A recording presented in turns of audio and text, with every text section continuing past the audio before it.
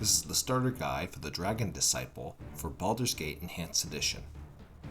There are a few things that I really don't like about Beamdog's enhancements to Baldur's Gate. I'm not a huge fan of the new companions or their respective stories or the voice acting going into those stories. I love the concept of the Siege of Dragonspear as an expansion, but I find it really tough to play because of the grind through that story and all the subquests that are kind of attached to that expansion set. And finally, I really don't like the replacements for the Baldur's Gate 1 cinematics. I just think they look bad, which, by the way, is why I'm using the classic Baldur's Gate cinematics as a mod. I am happy that they allowed for Baldur's Gate 2 to keep the same classic cinematics. With that said, I really love the kits that Beamdog introduced. They introduced the Blackguard, which we took a look at yesterday. They introduced the Shadow Dancer, and they introduced my absolute favorite, the Dragon Disciple. And the Dragon Disciple is what we're going to focus on today.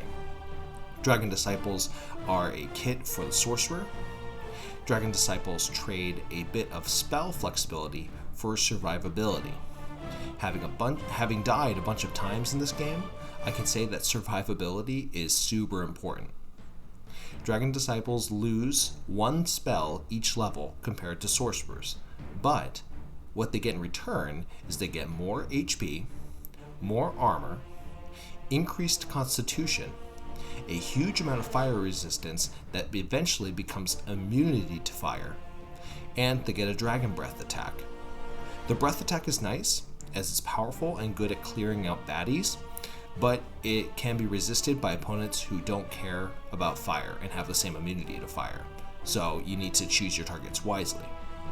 The survivability factors really help out the Dragon Disciple, and when I do my run for the Dragon Disciple, I'm going to be really confident when I do it. For alignment, there are no restrictions for the Dragon Disciple, just like Sorcerers. And for ability scores, again, just like Sorcerers, we're going to focus on Constitution and Dexterity, and then split between Strength and Charisma. Now, unlike a lot of other classes, ideally, Constitution will be raised up to 18, and this will eventually grow even further because the Dragon Disciple at various levels gets an additional bonus to Constitution.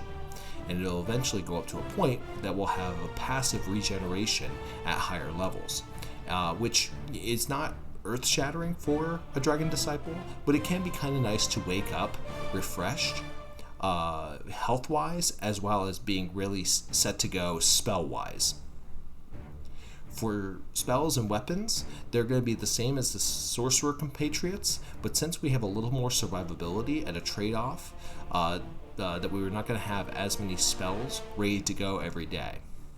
We're going to focus on, again, survivability, making sure that our Sorcerer can survive, but we can also put points into, or put spell choices into spells that do some damage as well, and we can really play the Dragon Disciple any way we want to, with the understanding that they're not going to be casting as many spells as the normal Sorcerer does. Then we'll have our appearance, sounds, and then we'll name our Dragon Disciple. And with that, that'll be it for the Dragon Disciple. It's a truly awesome class if you're an expert in using arcane magic. And for that, I hope you've enjoyed. I hope you enjoyed the starter guide. Please let me know how you feel by leaving a comment. If you liked it, feel free to check out my other content. For now, take care and good luck. We're all counting on you.